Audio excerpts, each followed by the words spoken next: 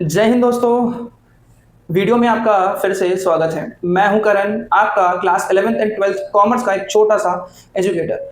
हमने already account से related जहां पे हमने एक वीडियो अपलोड किया था जिसमें हमने ये सारी चीज़ें ब्रेक डाउन करी थी कि अकाउंटिंग कहाँ से आया था, अकाउंटेंसी वर्सेस अकाउंटिंग क्या डिफरेंस होता है, क्या आप लोग यही मानते हैं कि debit what comes in credit what goes out होता है। डेबिट और क्रेडिट का अपने आप में कोई भी मतलब नहीं होता।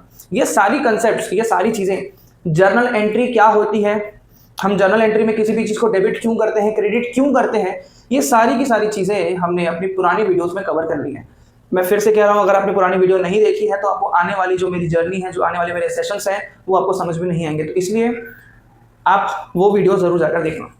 अब आज से हम क्लास 12th अकाउंट्स का जो है जर्नी हम स्टार्ट करने वाले हैं, जहाँ पे हम स्टेप बाय स्टेप पार्टनरशिप के सारे चैप्टर्स को, सारे कंसेप्ट्स को अच्छे तरीके से ब्रेक डाउन करेंगे। अब आज का जो हमारा टॉपिक है दैट इज पार्टनरशिप का फर्स्ट चैप्टर, जिसमें हम पार्टनरशिप से रिलेटेड सारे फंडामेंटल्स पढ़ेंगे। फंडामेंटल्स का क्या मतलब होता है? बेसिक्स पढ़ेंगे। याद है, सेम मैंने अपनी पुरानी वीडियोस में बोल रखा है कि जब तक कि आपकी जड़ें मजबूत नहीं होंगी तब तक के विशाल पेड़ नहीं बन सकता। तो हमारी पढ़ाई में हमारी जड़ें हमारा बेस है, जब तक ये बेस स्ट्रांग नहीं होगा तब तक के आप एक बहुत बड़े जो है पेड़ की तरह उभर कर नहीं आ पाओगे। अब पार्टनरशिप फंडामेंटल्स में पार्टनरशिप की मीनिंग क्या होती है, पार्टनरशिप की डेफिनेशन क्या होती है, पार्टनर्स के राइट्स क्या होते हैं, ये सारी चीजें डिस्कस करेंगे। लेकिन उससे पहले एक छोटी सी चीज से स्टार्ट करते हैं। मेरा हमेशा हम वीडियो जब स्टार्ट करेंगे तब याद रखना एक छोटे से क्वेश्चन के साथ करेंगे कि हम पार्टनरशिप पढ़ते ही क्यों हैं।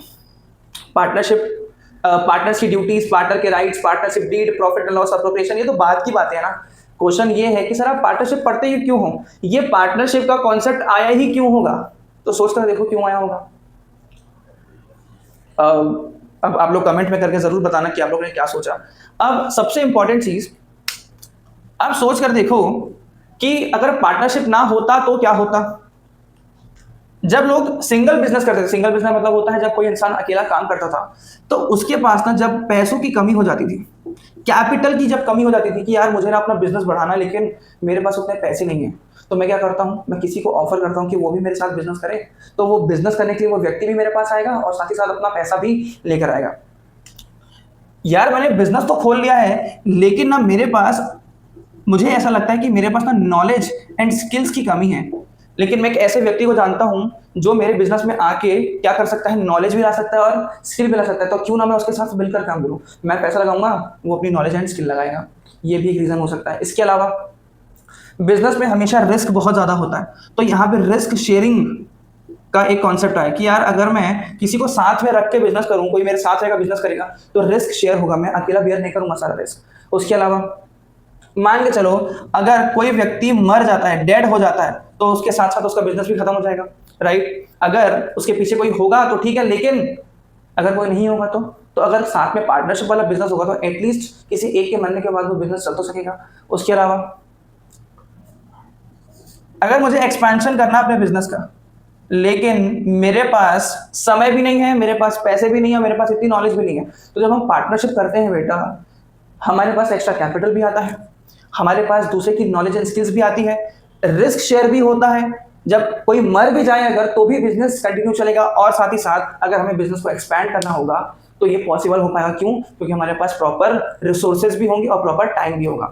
यहाँ तक की बात आप लोगों को समझ में आ गई कि पार्टनरशिप क्यों स्टार्ट हुआ होगा। ये सारी चीजें लोगों के मन में आई होंगी, इसलिए पहली बार क्या स्टार्ट हुआ होगा, पार्टनरशिप स्टार्ट होगा। अब सर आप बार बार कह रहे हैं कि पार्टनरशिप जब पहली बार स्टार्ट हुआ था, तो सर पार्टनरशिप पहली बार कब स्टार्ट हुआ था आपको पता है? पहले रिकॉर्ड्स, पहले लीगल रिकॉर्ड्स मेसोपोटामिया, मेसोपोटामिया जिसको हम आज के टाइम में इराक कहते हैं, 3000 BCE, ये 3000 BCE में पहली बार पार्टनरशिप के रिटर्न रिकॉर्ड्स मिले थे।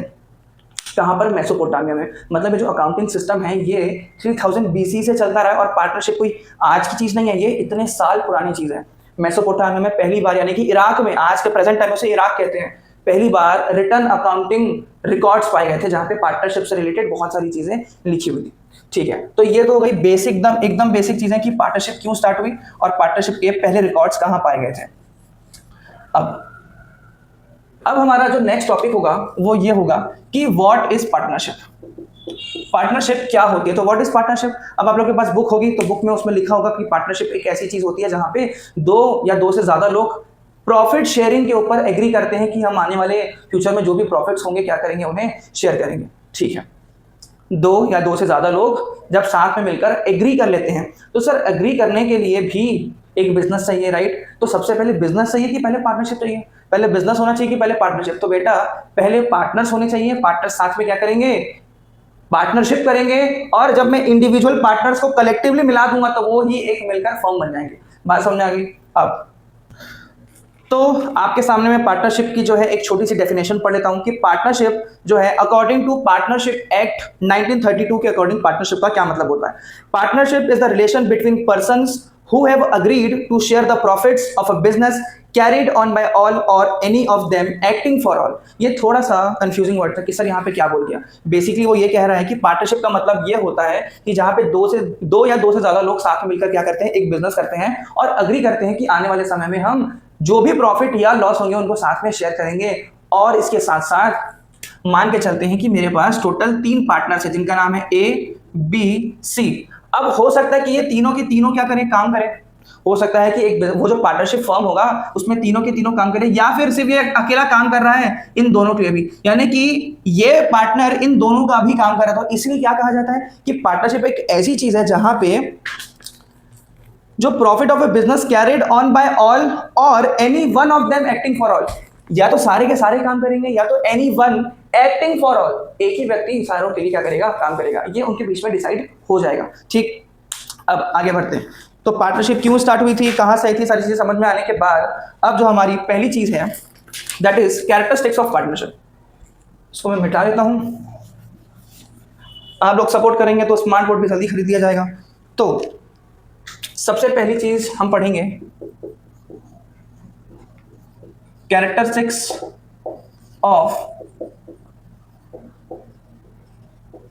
पार्टनरशिप।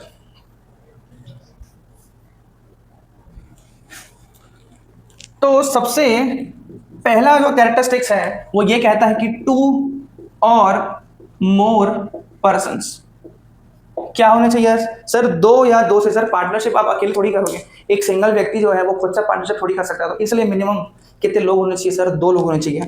अब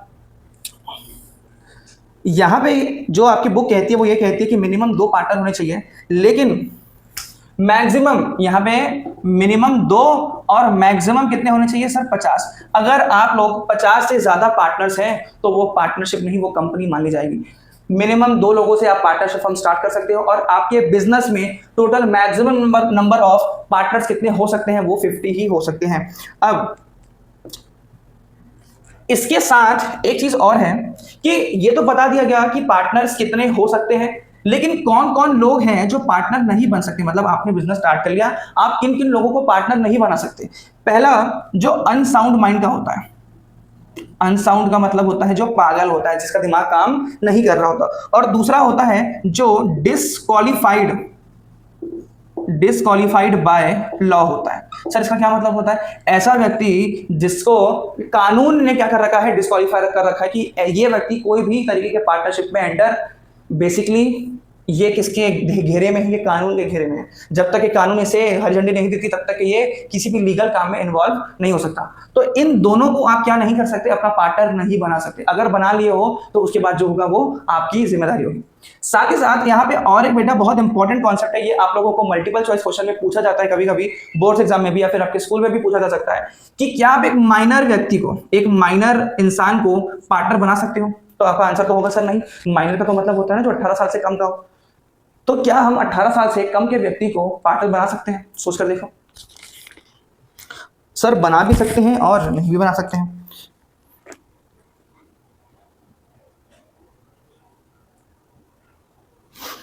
तो सर कैसे नहीं बना सकते और कैसे बना सकते हैं?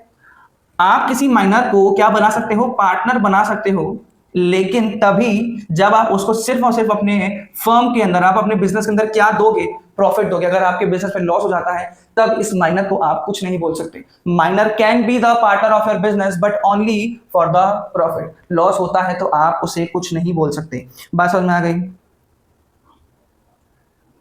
अब अगर ये जो माइनर पार्टनर है ये कभी ना कभी तो मेजर बनेगा। मेजर का मतलब होता है 18 साल का कभी ना कभी तो होगा। जैसे ही वो 18 साल हुआ, 18 साल का हुआ, उसके बाद 6 मंथ्स का समय होगा उसके पास। इस 6 महीने में वो क्या कर सकता है, जो माइनर के समय में, जब ये व्यक्ति माइनर था तब आपने क्या ऑफर दिया था कि आप क्या बन जाओ, हमारे पार्टनर बन जाओ। अब इसके पास ये चांस है कि जब ये मेजर हो, यानी कि 18 साल का हो जाएगा, उसके बाद 6 महीने के अंदर ये आपको हाँ या ना में जवाब देगा। मतलब ये एक्सेप्ट भी कर सकता है और रिफ्यूज भी कर सकता है। आप इसको जबरदस्ती नहीं कर सकते कि तू जब माइनर था तब तो तू प्रॉफिट ले रहा था, अब मेजर होने के बाद तो क्या कर, अब तो तू मेजर हो चुका है, अब तेरे को लॉस भी झेलना पड़ेगा। नहीं, उसके पास ये हक होगा कि वो एक्सेप्ट भी कर सकता है और रिजेक्ट भी कर सकता है। बात समझ में आ गई? तो पहला जो आप लोगों का कैरेक्टरिस्टिक है कि 2 और मोर पर्सन, मिनिमम 2 होने चाहिए, मैक्सिमम 50 होने चाहिए। अनसाउंड माइंड यानी कि पागल व्यक्ति को आप अपना पार्टनर नहीं बना सकते। कोई भी पर्सन जिसको कानून की नजरों में क्रिमिनल माना गया हो या फिर कानून ने उसे इजाजत ना दी हो, ऐसे व्यक्ति को आप अपना पार्टनर नहीं बना सकते। साथ ही साथ एक माइनर को आप पार्टनर बना तो सकते हो, लेकिन सिर्फ प्रॉफिट में। और जब वो मेजर यानी कि 18 साल का हो जाएगा, उसके बाद उसके पास 6 महीने का समय होगा जहां पे वो क्या करेगा, ये बताएगा कि मुझे आपके साथ पार्टनरशिप में रहना है कि नहीं रहना है। तो मैं उम्मीद कर रहा हूं कि आपको ये सारी चीजें अब फर्स्ट जो है आपका समझ में आ गया होगा, फर्स्ट कैरेक्टरिस्टिक समझ में आएगी। अब हम बढ़ते हैं अपने सेकंड कैरेक्टरिस्टिक के ऊपर। याद रखना, जब तक ये आपका बेस स्ट्रॉन्ग नहीं होगा तब तक आगे की चीजें आपको हमेशा परेशान करते रहेंगे। जब हम थ्योरेटिकल नॉलेज पढ़ रहे होते हैं, याद करो मैंने पिछले अपने वीडियो में बताया था कि जब हम थ्योरेटिकल नॉलेज ले रहे होते हैं तब हम अकाउंटेंसी पढ़ रहे होते हैं। अभी हम अकाउंटेंसी पढ़ रहे हैं। जब हम क्वेश्चन सॉल्व करेंगे ना तब हम अकाउंटिंग करेंगे। तो अभी हम क्या पढ़ेंगे, अब कैरेक्टरिस्टिक्स में सेकंड जो हमारा कैरेक्टरिस्टिक है वो है एग्रीमेंट।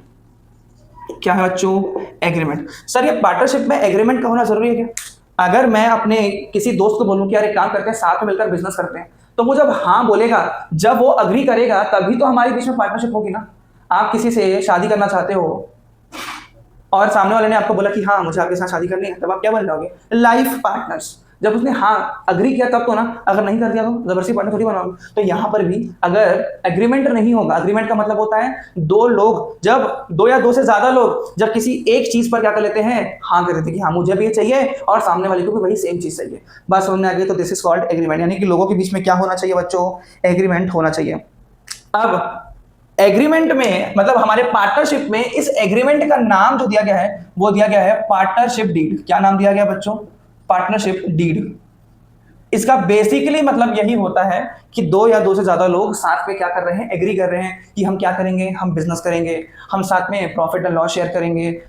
तू इतना पैसा लेकर आएगा, मैं इतना पैसा लेकर आऊंगा, हम आने वाले फ्यूचर में ये एसेट खरीदेंगे, वो एसेट खरीदेंगे। सारी चीजों में हम क्या कर रहे हैं, एग्री कर रहे हैं। तो जब हम पार्टनरशिप में एग्रीमेंट करते हैं तो उस एग्रीमेंट का नाम ही क्या रखा गया है पार्टनरशिप के अंदर? That is called partnership deed. अब इसका एक अलग से टॉपिक होगा जिसमें हम पूरी पार्टनरशिप डीड को पढ़ेंगे। ये एक अलग से टॉपिक आने वाला है, डोंट वरी, ठीक है। उसके बाद जो पार्टनरशिप का तीसरा कैरेक्टरिस्टिक है वो है बिजनेस। सर पार्टनर्स तो बन गए, लेकिन पार्टनर्स बनने के बाद क्या करना है? बिजनेस ही करना है ना।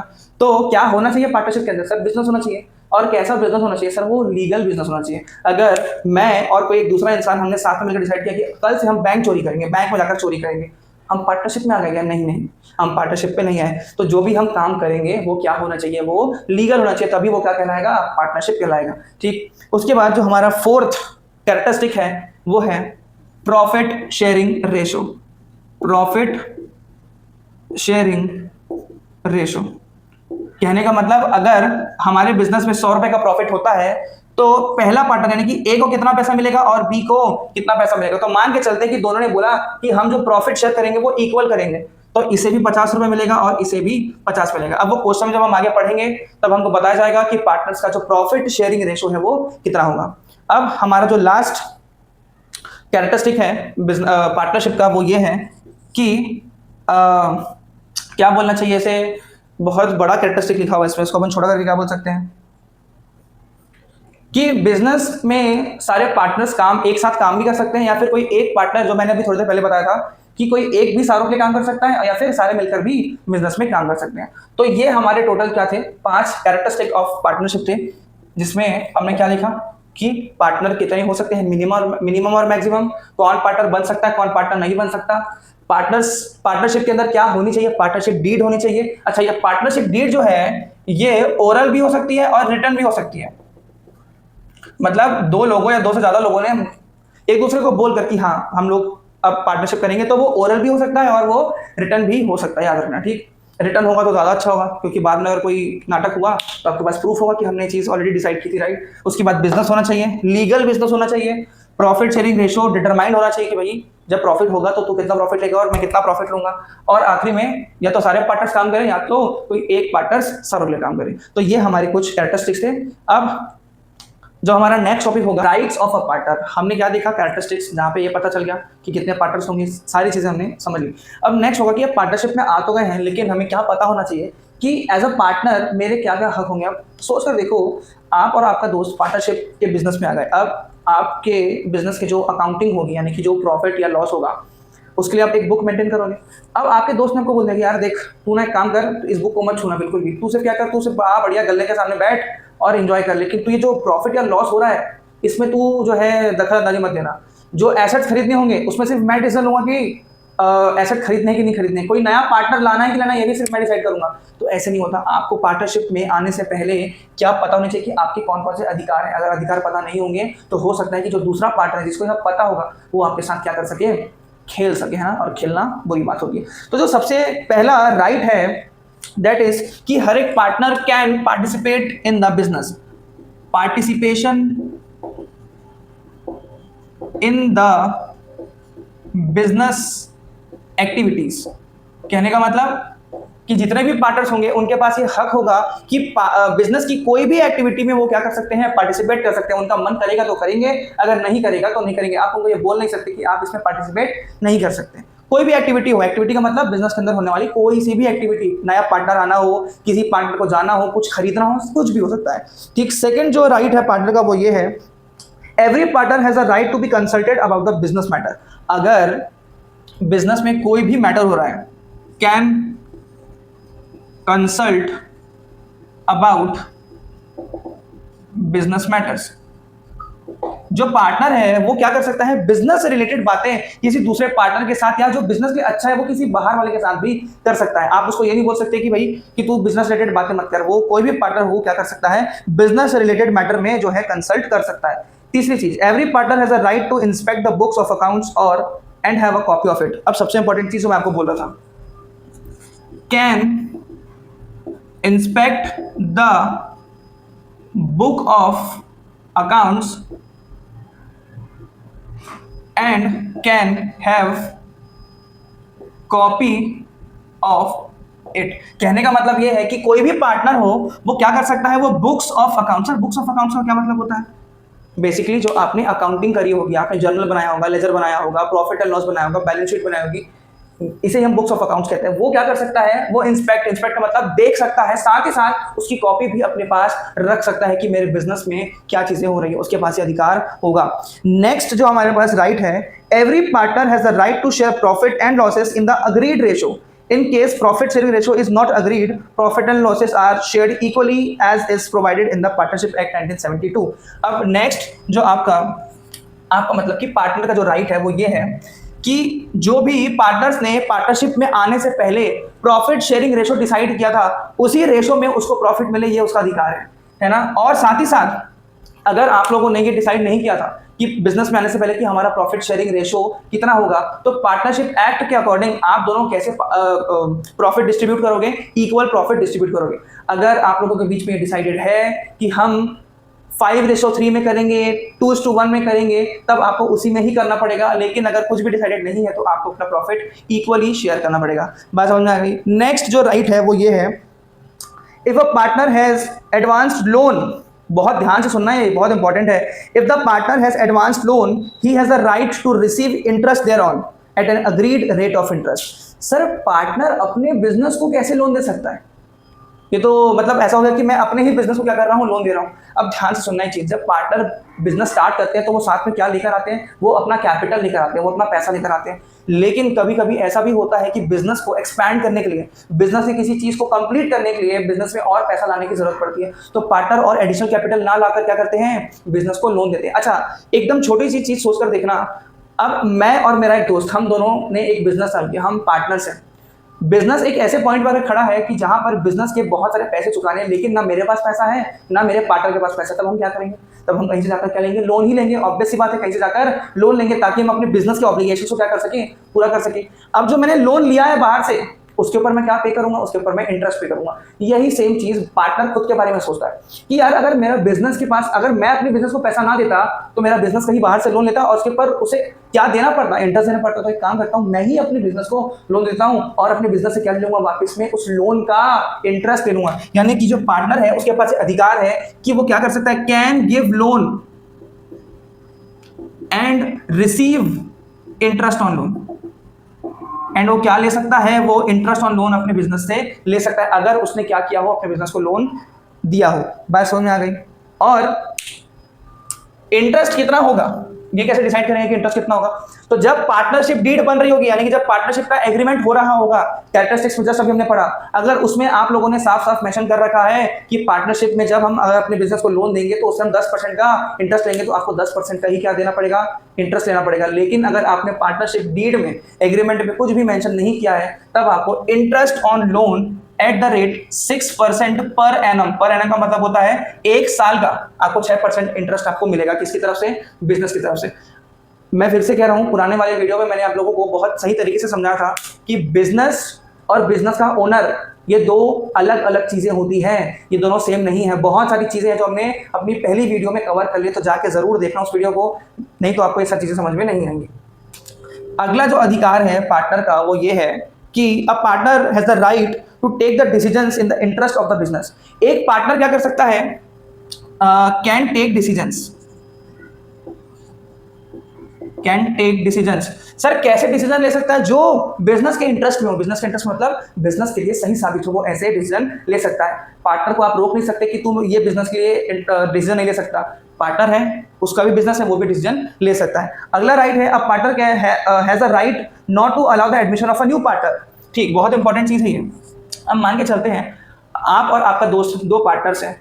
अब आप ये सोच रहे हो, आपका दोस्त नहीं सोच रहा, आप ये सोच रहे हो कि यार हम ना क्या करते हैं, एक नए पार्टनर को ले आते हैं और ज्यादा पैसा जाएगा बिजनेस में और बिजनेस को बड़ा बनाएंगे। लेकिन आपका दोस्त ऐसा नहीं सोचता, तो आप अकेले ये डिसीजन पे ये नहीं कर सकते कि आप किसी नए पार्टनर को ले आओ। आप और आपका दोस्त दोनों ही इस चीज के ऊपर एग्री होने चाहिए, तभी जाकर क्या होगा, एक नया पार्टनर आपके बिजनेस में आ पाएगा। सेम चीज आप क्या कर सकते हो, आप अपने बिजनेस से रिटायरमेंट ले सकते हो, लेकिन कब, अपने बिजनेस को 1 महीने पहले का नोटिस देने के बाद। तो मैं उम्मीद कर रहा हूं कि राइट्स ऑफ अ पार्टनर आपको बिल्कुल अच्छे से समझ में आ गए होंगे कि पार्टिसिपेट कर सकता है कोई भी पार्टनर किसी भी बिजनेस एक्टिविटी में, कंसल्ट कर सकता है बिजनेस मैटर के लिए, उसके साथ वो क्या कर सकता है, बुक्स ऑफ अकाउंट्स को इंस्पेक्ट कर सकता है। इंस्पेक्ट मतलब चेक भी कर सकता है, उसके साथ में कॉपी भी रख सकता है। साथ ही साथ अगर उसने अपने बिजनेस को लोन दिया तो उसके ऊपर क्या रिसीव कर सकता है, अपने बिजनेस से क्या लेगा, वो इंटरेस्ट ऑन लोन लेगा। रीजन आपको ऑलरेडी पता है। एंड आखिरी में क्या है, कैन टेक डिसीजंस, कोई भी डिसीजन ले सकता है अपने जो बिजनेस के इंटरेस्ट में हो। और आखिरी में बिना पार्टनर्स के परमिशन के या उनके कंसेंट के आप किसी नए पार्टनर को